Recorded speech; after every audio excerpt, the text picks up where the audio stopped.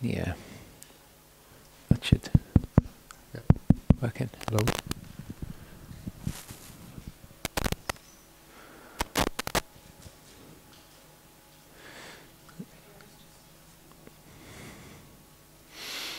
It's on.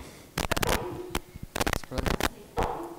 Heavenly Father, thank you for bringing us together today. Thank you for your Sabbath. Thank you for fellowship, something we take for granted. Lord, I don't know what's going on at the moment. There seems to be some sort of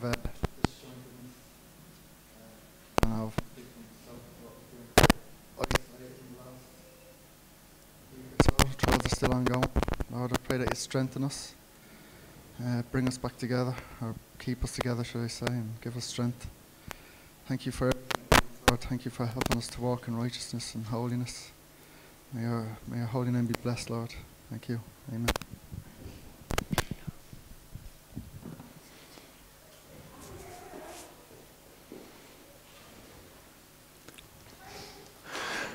Okay, so this week's Torah portion is going to be a massive Torah portion. Okay, so don't worry about staying. There's only a certain limit up to which information's useful. You know, don't sit and be like, I must take in all of this information. I must stay here. Just leave maybe after the third part. The third part's going to be a bit unique.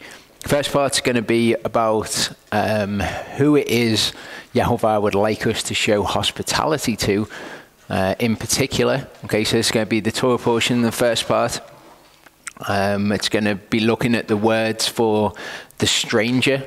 Okay, like we looked at the words for the poor, and then we could see so much more of what Yehovah wanted. We're going to look at the word for the stranger. We're going to look at the sin of Sodom and Amorah, Sodom and Gomorrah in the second part. And we're going to look at the iniquity of Sodom and Gomorrah as well, because they're actually two different things. And it's not to do with different types of sin. The iniquity, when we hear of people bearing the iniquity of others, it's a bit of a strange concept to us. What does it mean to bear the iniquity of someone else? Well, if you understand what the iniquity is, what that word actually means, then there's a lot more there. And we finish in the second part around about Lot's wife, and that's going to lead us into the third part, where I'm going to look at the books of Jasher, Jubilees, and Enoch. I'm going to really in-depth look at those, see what they're about, see where they came from, see whether we should be paying any attention to them. Looking at the Dead Sea Scrolls as well, what's actually contained in the Dead Sea Scrolls, because people have a fascination with them. Like they add some kind of credibility to something if it was found in the Dead Sea Scrolls. So that's going to be quite a long part. And then in the fourth part, I'm going to be doing just the end of the Torah portion, basically Avimelech, the birth of Yitzhak, and then the binding of Yitzhak, as it's traditionally known. So as I say, just stay for as much as is useful for you, because I'm not going to be offended if everyone goes after a certain point, because it is going to be quite a long Torah portion. I think I've got about 90 hours into this now, or 100 hours or something like that, so it's a big one.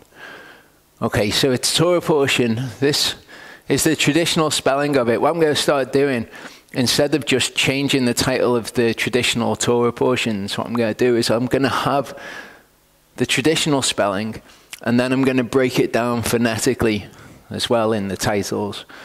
Because to me, that doesn't say Vayera.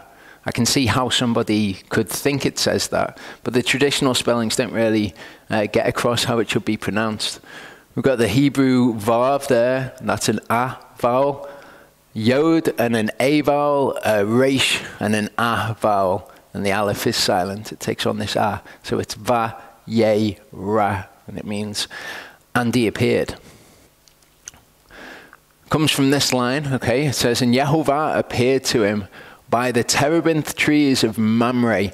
And from now on, probably, at least for this teaching, when we've got someone's name, I'm going to have in green next to it what it actually means. I'm not going to draw anything theologically from that or anything doctrinally. It's just as a point of interest. while he was sitting in the tent door in the heat of the day. And when we read things like the terebinth trees of Mamre, it sounds like they're the terebinth trees that were in a place called Mamre. But that's not actually what they were. We find out about the terebinth trees of Mamre in Genesis 14, verse 13. It says, and one had escaped, came and informed Avram, the Hebrew, for he dwelt by the terebinth trees of Mamre the Amorite. Okay, so Mamre was actually a fella. Okay, he was an Amorite. This is where Mamre is in Israel. As best as we know anyway, that's probably where it was. So that's where Abraham is. And he lifted his eyes and looked and saw 3 men opposite him. And when he saw them, he ran from the tent door to meet them. And he bowed himself to the ground and said, Yehovah, if I have now found favor in your eyes, please do not pass your servant by. So he knows who this is. Abraham's had several encounters with Yehovah at this point. But he sees 3 what are described as men. Okay, and he runs towards them and he identifies one of them as Yehovah. As we'll see, the other 2 turn out to be angels. Often in Scripture, when someone is described as a man, or we've got men described, it's a word that can relate to angels. Please let a little water be brought and wash your feet and rest yourselves under the tree. And let me bring a piece of bread and refresh your hearts, and then go on, for this is why you've come to your servant. And they said, do as you have said. So Abraham recognizes that the reason that they're there with him, the reason that they've come, is so that he can provide this for them. And it's Yehovah's will that we provide for people in this circumstance. And that's what we'll be looking at in this part.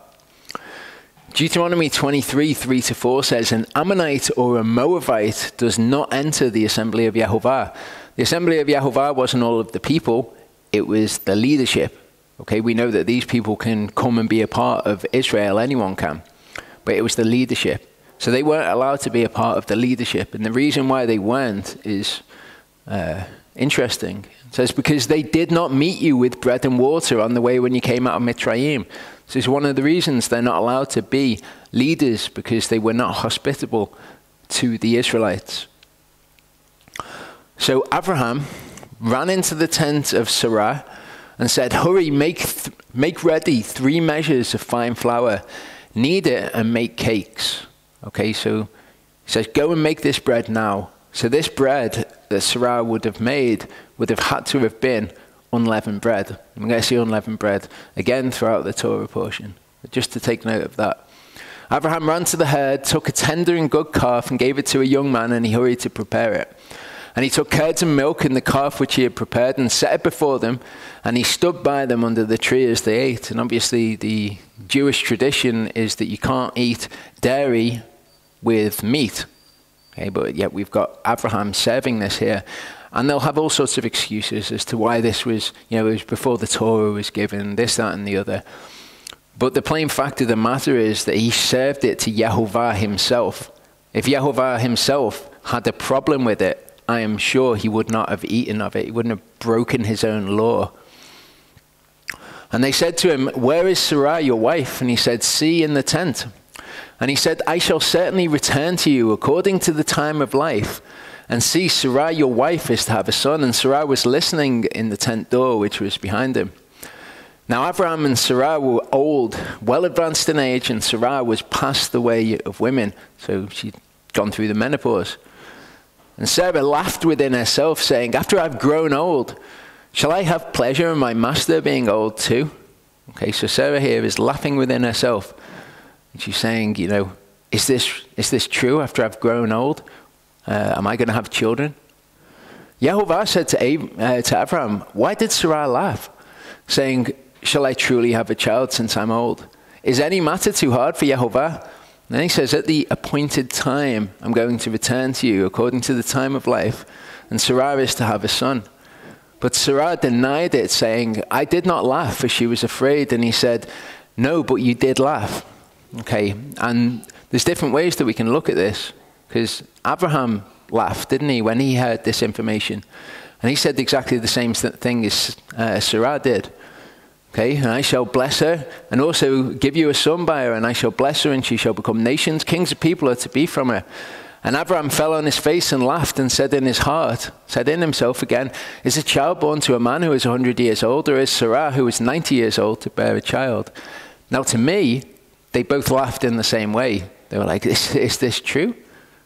Okay.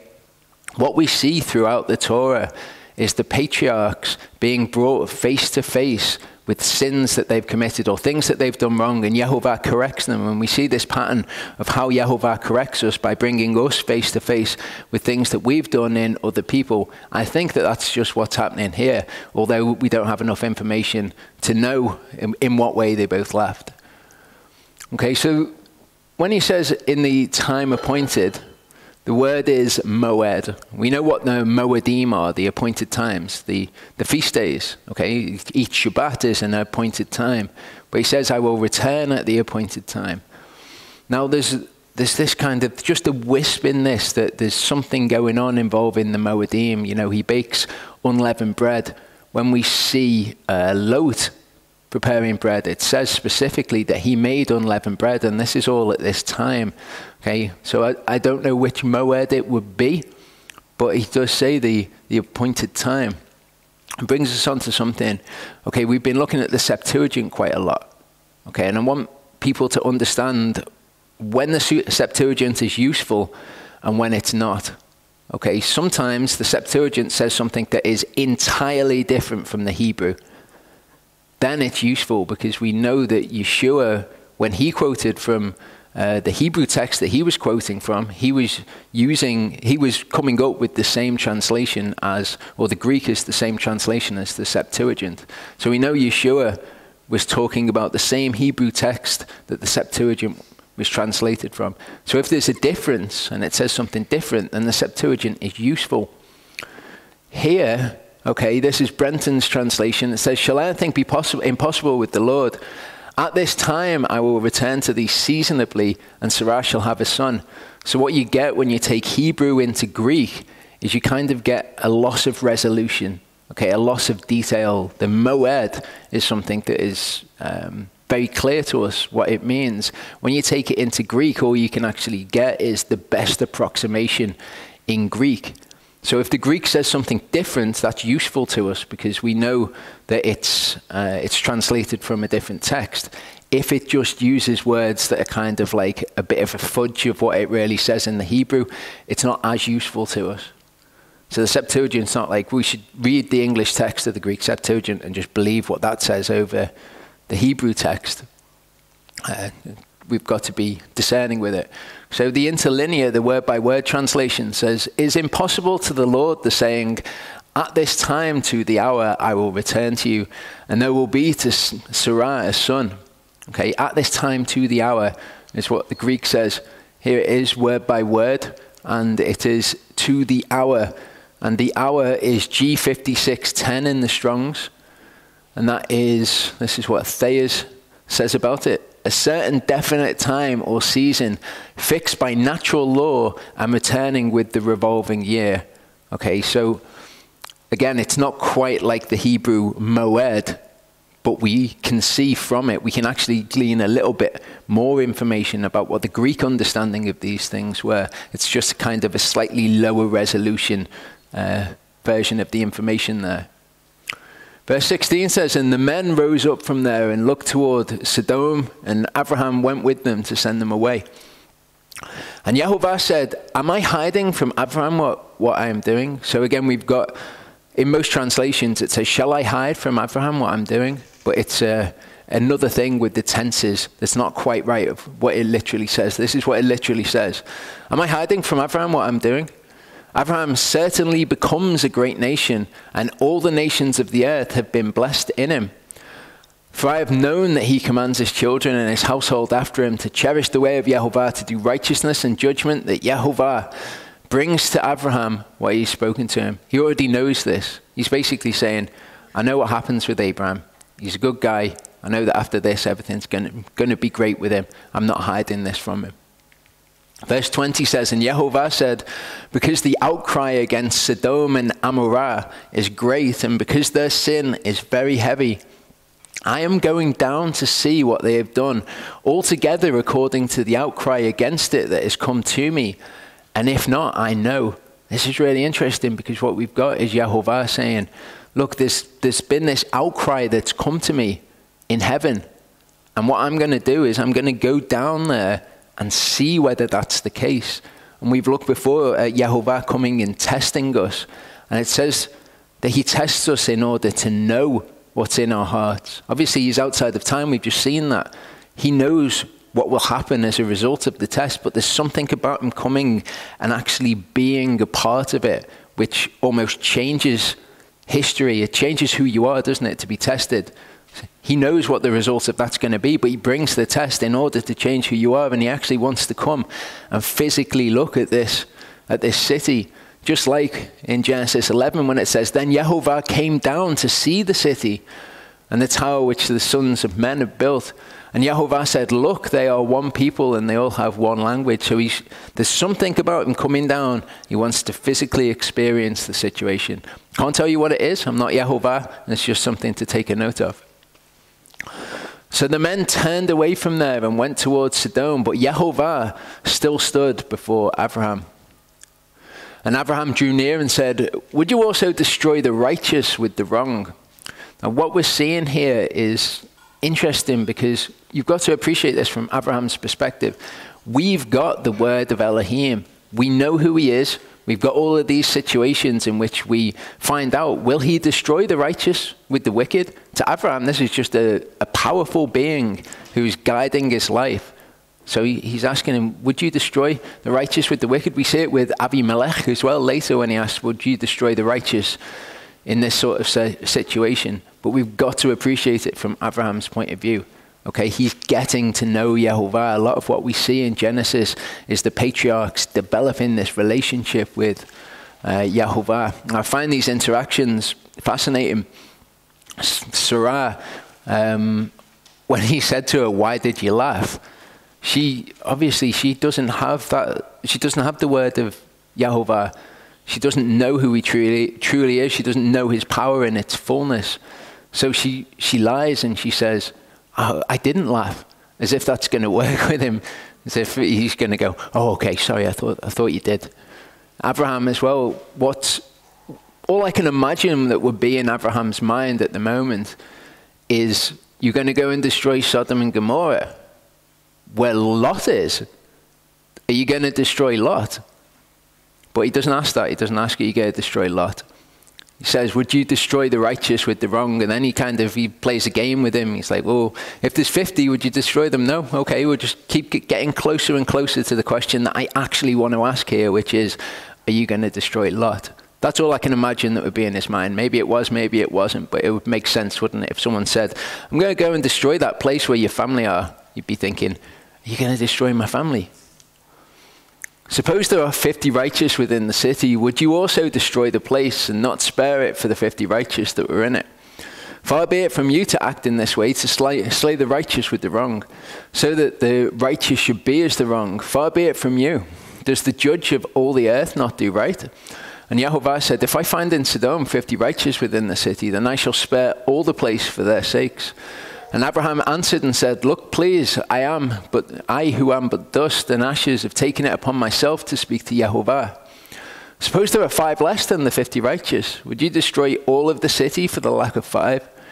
And he said, if I find 45, I do not destroy it. And he spoke to him yet again and said, suppose there are found 40. And he said, I would not do it for the sake of 40. And he said, let not Yehovah be displeased, and let me speak. Suppose there are found 30. And he said, I would not do it if I found 30 there. And he said, look, please, I've taken it upon myself to speak to Yehovah. Suppose there are found 20. And he said, I would not destroy it for the sake of 20. And he said, let not Yehovah be displeased. Let me speak only this time. Suppose there are found 10.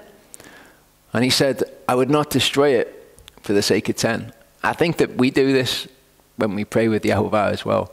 It's almost like we think, oh, I won't say that, or I'll phrase that in a different way with him. You know, like we're not just naked and bare before him. Something to bear in mind. Okay, if we've got something on our minds when we want to ask Yehovah, get straight to that, because he knows what it is anyway. if there's sin in your life, or there's something that you want to work out, you're not sure whether you should be doing according to the scriptures, or whatever it is, and you're trying to work it out, don't try and hide it from him, because you can't. Okay, so chapter 19 starts and says the two angels, so we had three men. Yehovah stayed with Abraham, and then the other two went to Sodom and Amorah. The two angels came to Sodom in the evening, and Lot was sitting in the gate of Sodom. So to sit in the gate of somewhere, you were a judge there. And we see the people of Sodom and Amorah say later that Lot is a judge there. So that's what his position was. It says, and when Lot saw them, he rose up to meet them, and he bowed himself with his face toward the ground. And he said, look, please, my masters, please turn into your servant's house and spend the night and wash your feet and rise early and go your way. And they said, no, but let us spend the night in the open square. Remember why they're there, why they're going down. Okay, they're going down to see the city, to see what the state the city is. But he urged them strongly, and they turned into him and came into his house, and he made them a feast and baked unleavened bread. Was it the festival of unleavened bread? Well, I don't know. That tradition started when they came out of Egypt, because they didn't have time to bake leavened bread. So I don't know that it works in that way, but they are both baking unleavened bread. And they ate, and it could just be a practical thing, I'm not sure. Now, Hebrews 13 verse 2 tells us, do not forget to receive strangers, for by so doing some have unwittingly entertained angels. And we don't know at this point whether Lot knew that they were angels or not. You know, we could speculate that he did, and he wanted to get them out of the square of the city because he didn't want them to see the sin of the city and to destroy it, kind of presuming quite a lot. Or he could be in this category where he just received strangers, you know, just immediately, like Abraham, he went and bowed himself down to these people. Okay, do not forget to receive strangers. And the word for receive strangers there's not two words. There's not the word for receive and the word for strangers. The word is philoxenia, okay? Philoxenia means love to strangers or hospitality. We've got the word Philadelphia. Okay, we know what Philadelphia means. It means brotherly love. Okay, so philoxenia is love to strangers.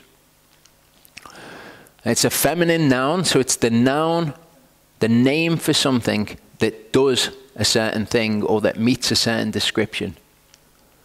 And it's the noun for things that can be described by this adjective, this describing word. And the word is philoxenos. Okay, so if we can understand philoxenos, it means hospitable or generous to guests. So you can describe someone as philoxenos, and when you do, what you're saying is they are doing philoxenia. It's made up of this word, philos. Philos means to be friendly, okay, to associate, to have someone as a neighbor, someone to be dear to you. Philos, it's really one of the Greek words for love. Love of your brother, love of the stranger. The other word is xenos. Okay, and xenos means a foreigner, a stranger, alien, or someone that you don't have the knowledge of. So someone that you don't have any knowledge of, someone who's a stranger to you, it's showing love to those people. And we see this actually throughout the Torah. But in order to understand the stranger that we're to love and the stranger that we're not to love, like Yeshua says, doesn't he? They do not know the voice of strangers. The strangers that he's talking about there are bad strangers. But we need to understand some words to understand that. So this word philoxenos, the last word there being xenos for strangers, we see this in the Septuagint. Remember, O Lord, what has happened to us. Behold and look on our reproach. Our inheritance has been turned away to aliens, to allotrios, and we'll look at that word later. Our houses to strangers, and the word is xenos there. Okay, these are the ones that we are to show love to, philoxenos. We are become orphans, we have no father, and our mothers are as widows. In the Hebrew, the word there is, our inheritance has been turned over to zarim, and we'll look at what it is to be a stranger in the terms of being a zar, and our houses to foreigners.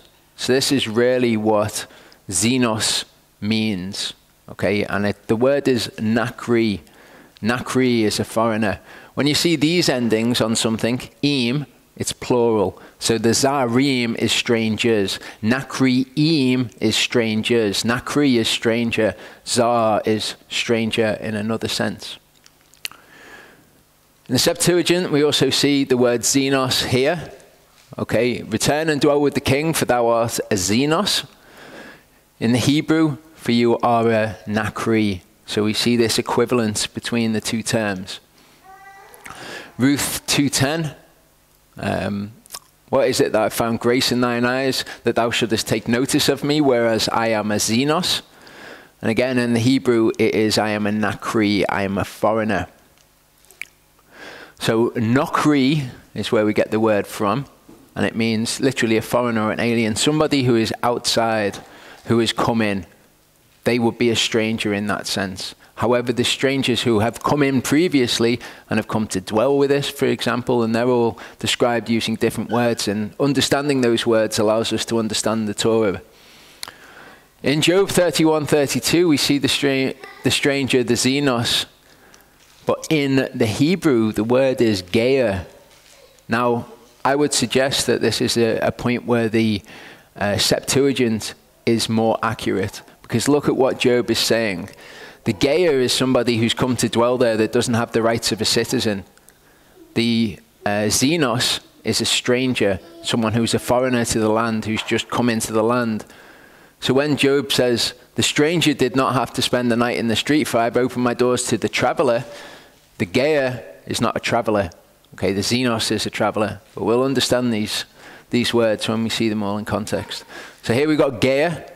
It means a sojourner, a temporary inhabitant, a newcomer lacking inherited rights, of foreigners in Israel through conceded rights.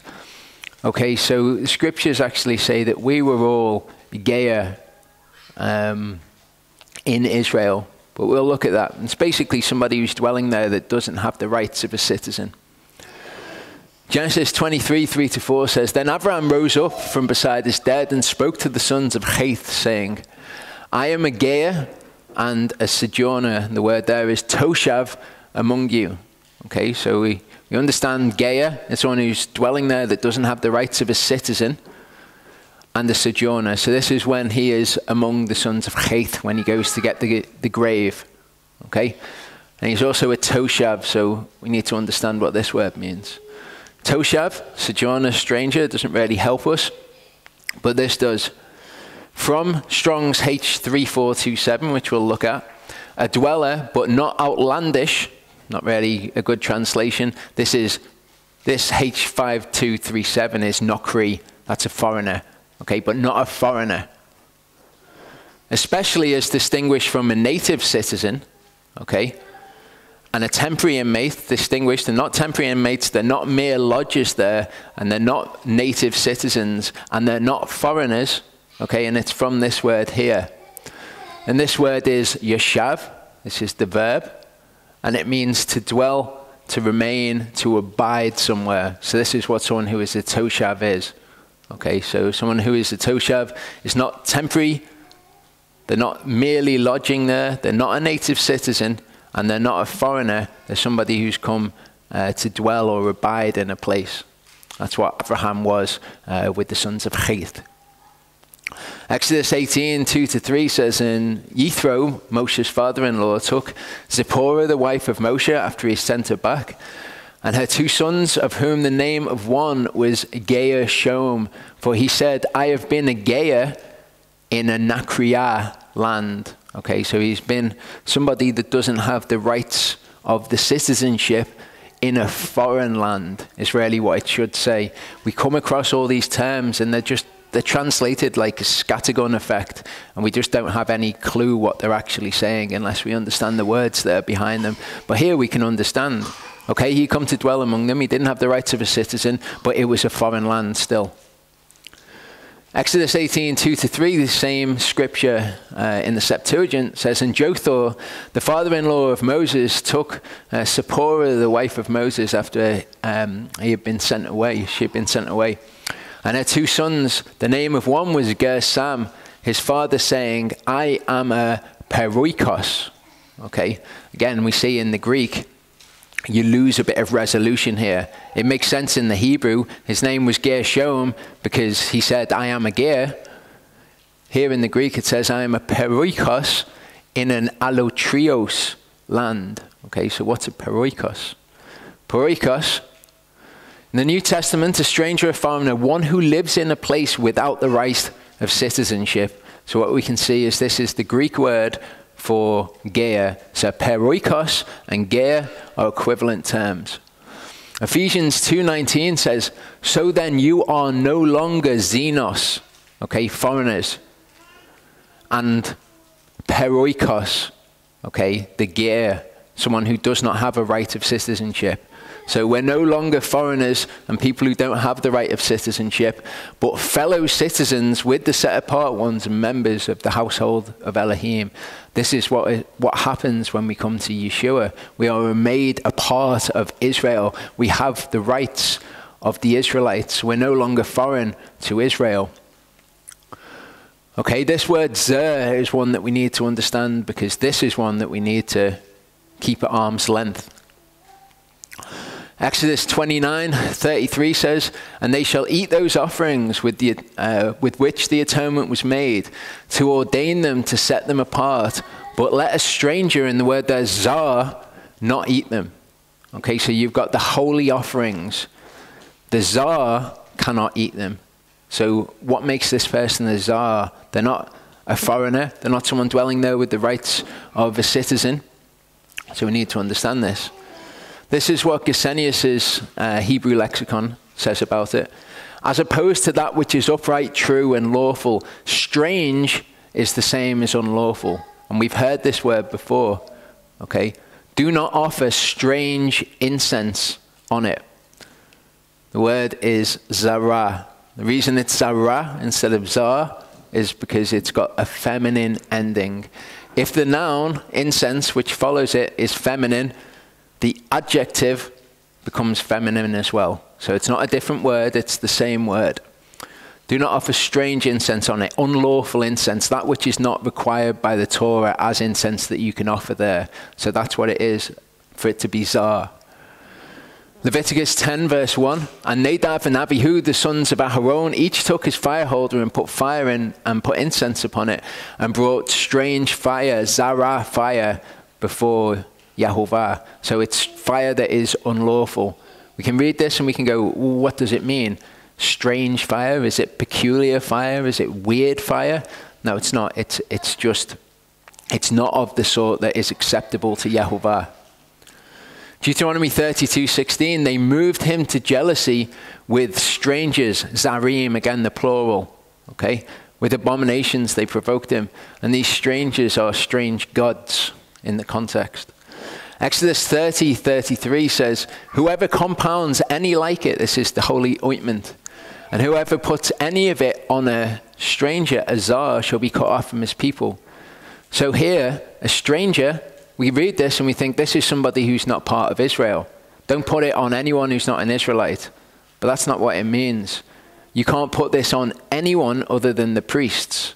So anyone other than the priests in this context is a zar, is a stranger. But again, we just completely miss that when we just read the stranger. What does it mean to put it on a stranger? Surely it means somebody of a foreign land. No, anybody in Israel who's not, king of Israel, king of Judah, David himself, if you put it on David, you'd be putting it on a stranger. Leviticus 22:12-13 says, and when a priest's daughter is married to a stranger, she does not eat of the set-apart offerings. Okay, so usually a priest's daughter would be able to eat of the offerings that were brought. However, if she's married to somebody who is outside of the priestly line, that's what a stranger means in this context, somebody who is not allowed to eat it according to the Torah. She can't eat of the set-apart offerings. But when a priest's daughter is a widow or put away and has no child, and has returned to her father's house in her youth, she does eat her father's food, but no stranger, nobody who is outside of that can eat of those things. So basically what it's saying is by her marriage to somebody who's not allowed to eat them, she doesn't then bring them into being able to eat them. But a stranger, again, could be anyone of the children of Israel. Numbers 12:51, and when the dwelling place is to go forward, the Levites take it down. And when the dwelling place is to be set up, the Levites set it up, and the stranger who comes near is put to death. So who's the stranger in this?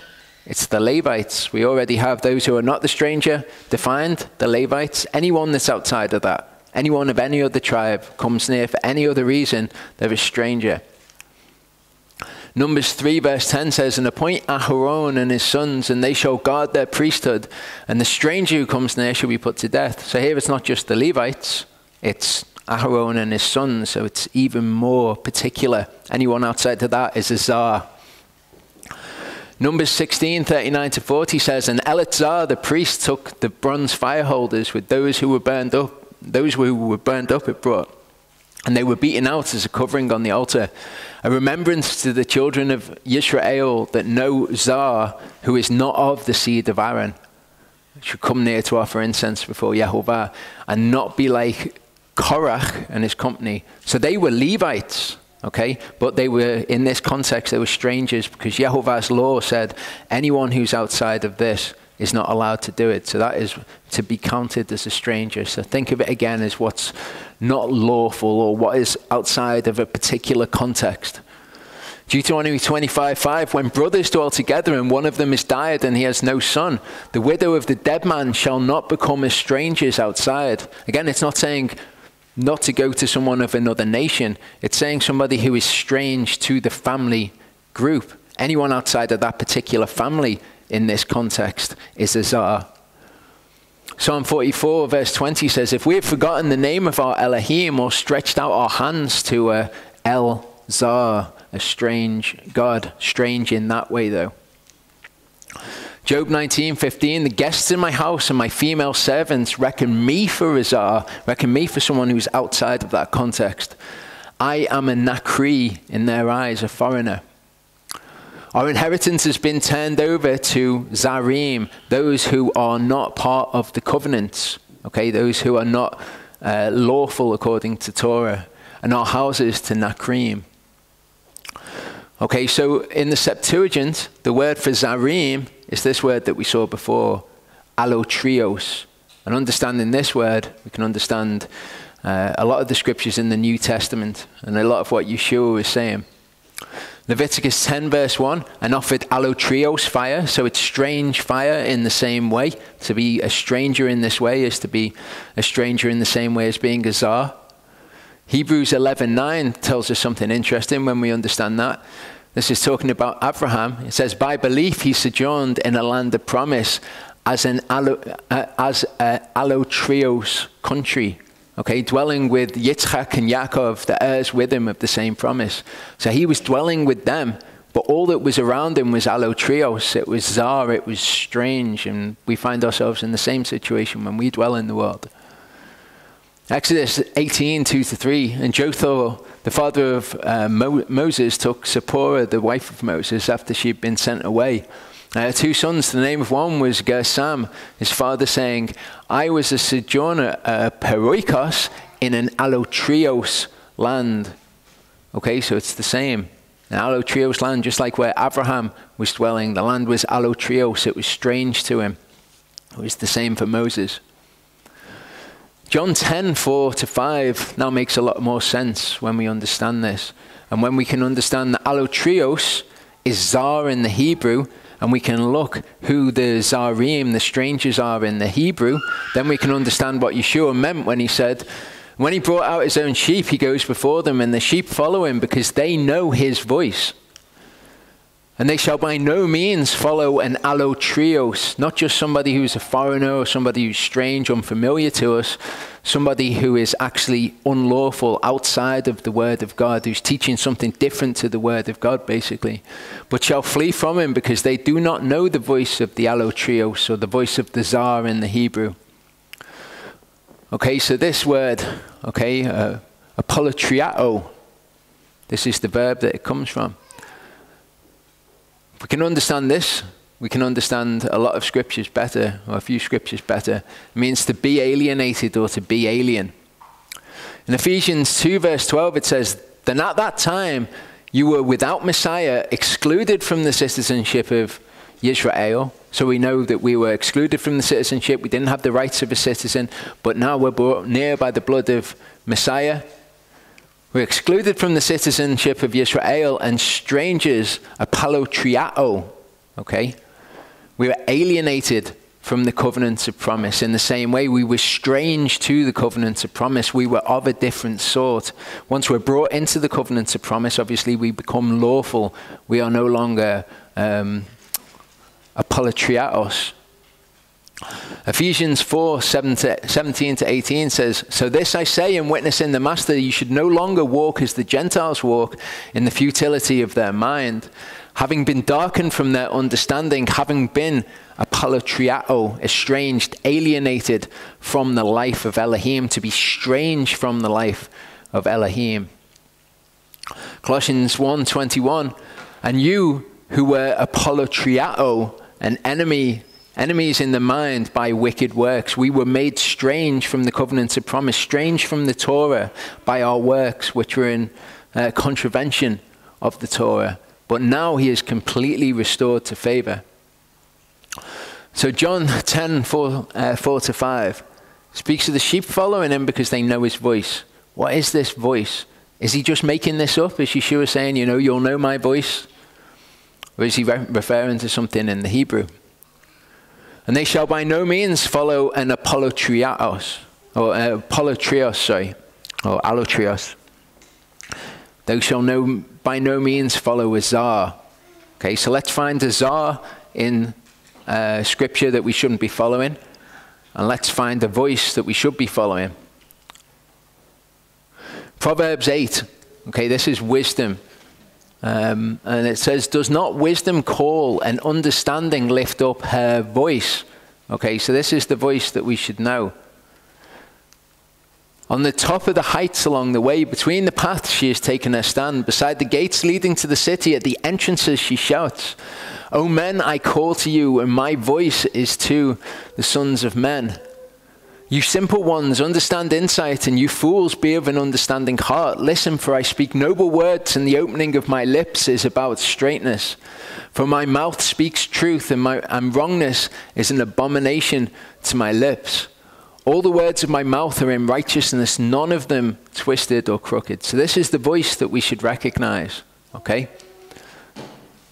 All of them plain to him who understands. We've looked before at understanding and knowing being the same thing, or being very closely related concepts at the least. Okay, all of them are plain to him who knows the voice. They'll follow the voice of Yeshua, who speaks wisdom.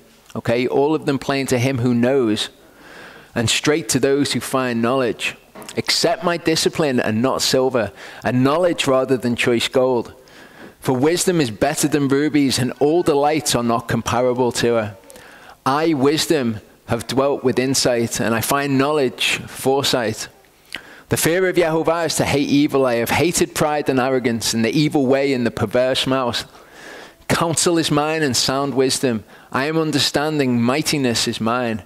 By me kings reign and rulers make righteous decrees. By me princes rule and nobles, all the judges of the earth. I love those who love me. Very similar to what Yeshua said again. And those who earnestly seek me do find me. Riches and esteem are with me, enduring wealth and righteousness. My fruit is better than gold and fine gold, and my increase than choice silver. I walk in the way of righteousness, in the midst of the paths of right ruling, to bestow substance on those who love me, and to fill their treasuries. Yehovah possess me, the beginning of his way, as the first of his works of old. Okay, so this is the word of Elohim, kind of taking on human characteristics here.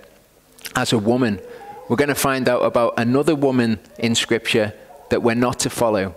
Okay, the strange woman. And as it turns out, the strange woman is the Zar, or the Zara woman, feminine ending, the Zara woman. That's the stranger that we will not recognize the voice of. So this is the word of Yehovah, and it says, as the first of his works of old, Yehovah brought everything into being by his word. The first thing brought forth was the word of Yehovah. I was set up ages ago at the first, before the earth ever was. When there were no depths, I was brought forth. When there were no springs heavy with water. Before mountains were sunk, before the hills I was brought forth, before he had made the earth and the fields of the first dust of the world. When he prepared the heavens, I was there. When he decreed a vault on the face of the deep. When he set the clouds above, when he made the fountains of the deep strong. When he gave to the sea its limit so that the waters would not transgress his command. When he decreed the foundations of the earth. Then I was beside him, a master workman, and I was his delight day by day, rejoicing with him all the time. Rejoicing in the world, his earth, and my delights were with the sons of men. And now listen to me, you children, for blessed are they who guard my ways. Listen to discipline and become wise, and do not refuse it. Blessed is the man who listens to me, watching daily at my gates, waiting at the post of my doors. For whoever finds me shall find life and obtain favor from Yehovah. But he who sins against me injures himself, and all who hate me love death. Okay, so this is the voice that when we hear it, if we are his sheep, we will recognize this voice. There's another voice, though, that speaks. And Yeshua says that is the voice of the allotrios, or in the Hebrew, the Zar. So Proverbs 2:11-20 tells us of the voice of the Zar that we should not listen to. Discretion would guard you, understanding would watch over you, to deliver you from the evil way, from the man who speaks perversities. Those who leave the paths of straightness to walk in the ways of darkness, who rejoice to do evil, they delight in the perversities of evil, whose paths are crooked and they are perverted in their ways, to deliver you from the strange, the Zar woman, from the Nakriah, who flatters with her words. So this is the allotrios. In the Septuagint, the word is allotrios. This is the allotrios that we should not be listening to, whose voice we will not recognize.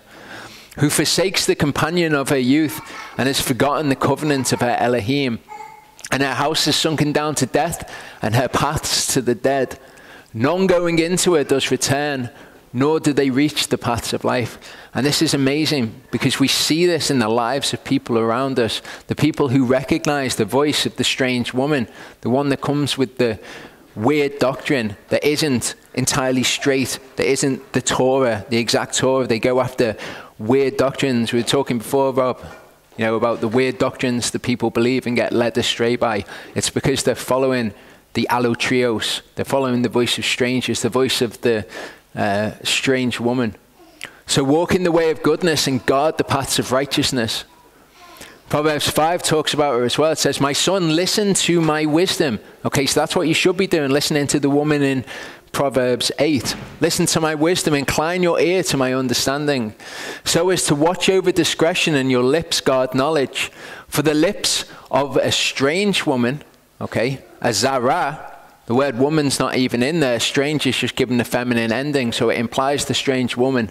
Drip honey, and her mouth is smoother than oil. This is the voice of the stranger that people will go after, because the lips drip honey, the mouth is smoother than oil, and it sounds seductive, it sounds right.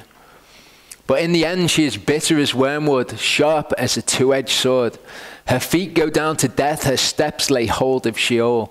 She does not consider the path of life, her ways are unstable. You do not know it, you will not know the voice of the allotrios, the voice of the Zara.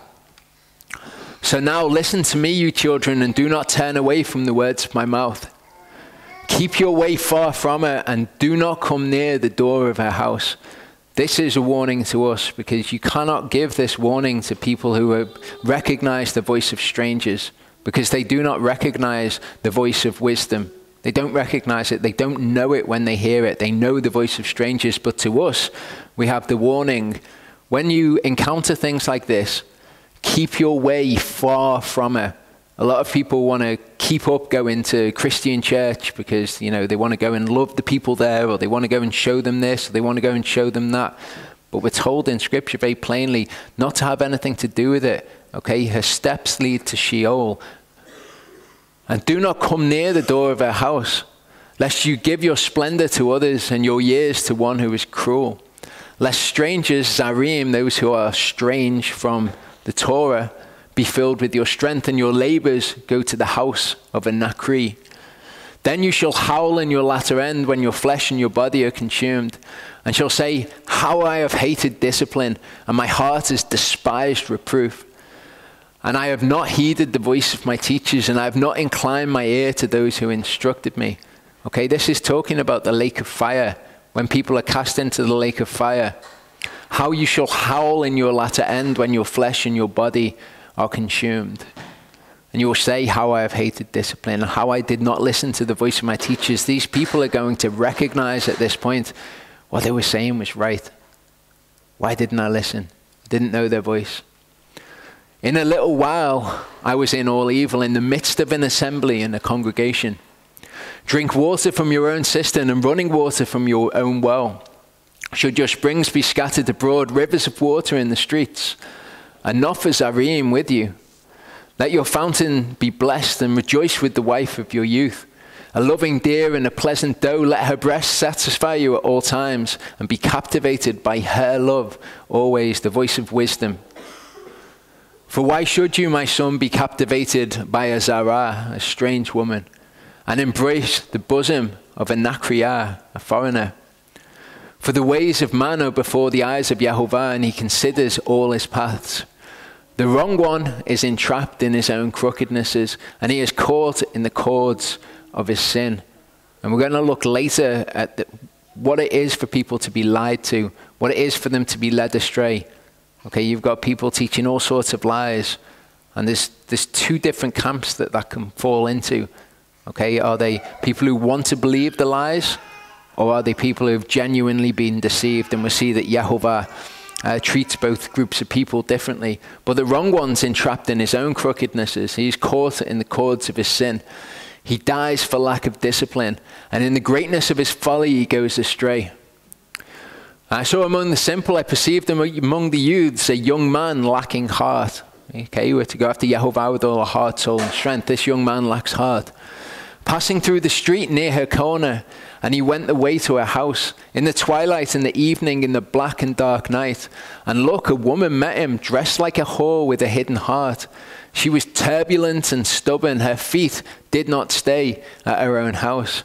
Now in the street, now in the square, and at every corner she lurks. And she took hold of him and kissed him. She hardened her face and said to him, peace offerings are with me. Today I have paid my vows. So this is the strange woman. Okay, obviously not in accordance with Scripture. Okay, she grabs hold of him and kisses him, hardens her face, and then she makes a declaration that peace offerings are with her. You know, this is somebody who is following the Torah religiously. You know, I've done the religious works, but look at her attitude, look at how she is. Therefore I came out to meet you, to earnestly seek your face, and I found you. I have spread my bed with coverings, colored linens of Mitzrayim. I have sprinkled my bed with myrrh, aloes, and cinnamon. Come, let us take our fill of love until morning. Let us delight ourselves with loves. For my husband is not at home. He is gone on a long journey. So this is the seductive, strange woman who leads these people who are seeking Yehovah, perhaps, but they want the people who do a bit of the Torah. You know, I've done the Torah. Yeah, this bit's not right, but I do the Torah. I am a Torah keeper. He took a bag of silver with him. He comes home on the day of the new moon. That's Kesef for anybody who saw the calendar teaching. With her many words, she leads him astray. With her smooth lips, she seduces him. So again, this is the allotrios. In the Septuagint, it's described as the allotrios, the stranger that we should not recognize the voice of. He goes after her immediately like an ox. He goes to the slaughter, and as in chains, a fool to the punishment. This is the attitude of these people, isn't it? You see people, they come up with a false doctrine. Someone tells them a false doctrine that excuses their nonsense, what they want to do that is different from what the Torah says to do, and they go after it straight away. They run after it as if it's the greatest thing in the world.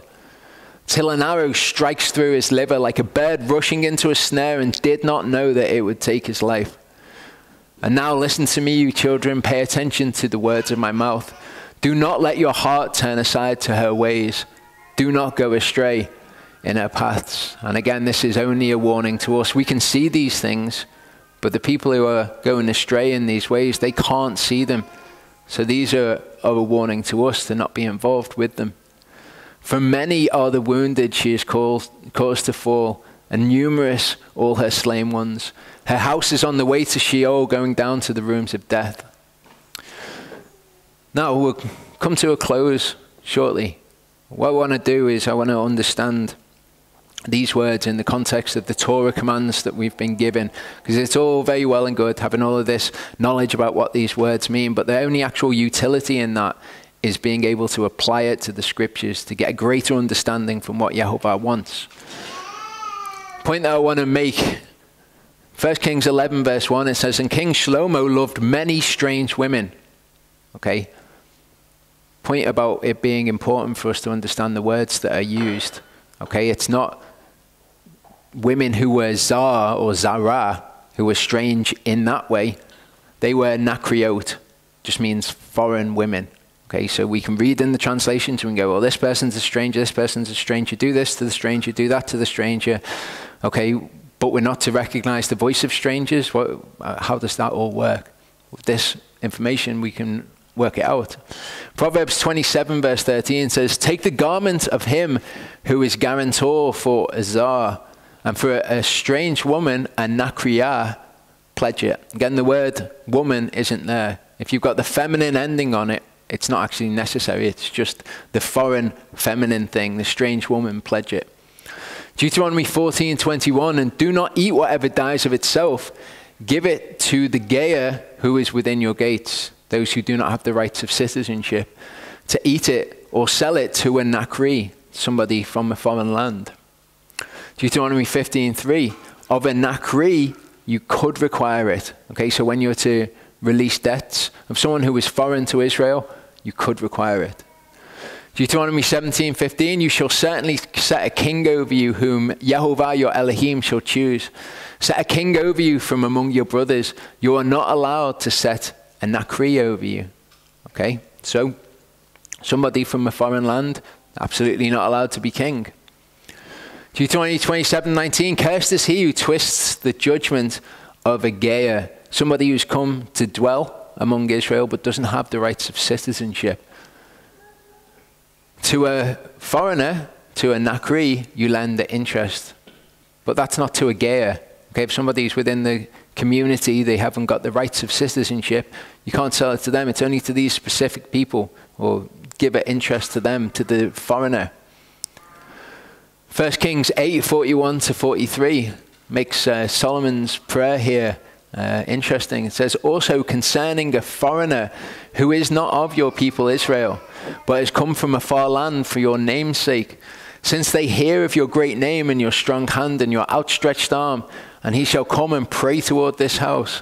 Hear in the heavens your dwelling place, and do according to all for which the nakri calls to you.